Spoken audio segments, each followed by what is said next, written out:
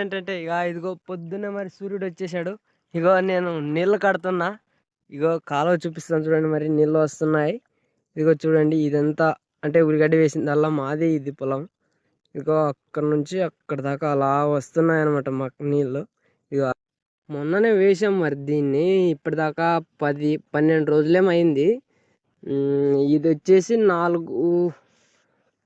నెలల దాకా ఉంటుంది అనమాట. అంటే ఒక్కోటి 3 నెలల దాకానే ఉంటుంది, లేదా 3.5 నెలలు, అంటే 3 నుంచి 4 నెలలు. ఎక్కువ శాతం 3 నెలలే ఉంటుంది ఈ పంట వచ్చి, లేదా 4 నెలల దాకా ఉంటుంది అనమాట. ఇంకో విషయం ఏంటంటే, అంటే మనం పండించే పంటను బట్టి మనకు వచ్చే గిట్టుబాటు ఉంటుంది అనమాట. మనం పెట్టుబడి పెట్టడానికి మనం పెట్టే ఖర్చులకు మనకు ఎక్కువగా గిట్టాలంటే దీని మీదనే, ఎక్కువగా లాస్ అవ్వాలంటే కూడా దీని మీదనే. అంటే ఎక్కువగా తొందరగా ఎక్కువ డబ్బులు సంపాదించాలంటే దీన్నే తొందరగా లాస్ అయ్యి అప్పులు చేసుకోవాలన్నా ఇదే అనమాట. అక్కడక్కడ కొంగలు కూర్చున్నాయి ఉన్న పురుగులను తినడానికి.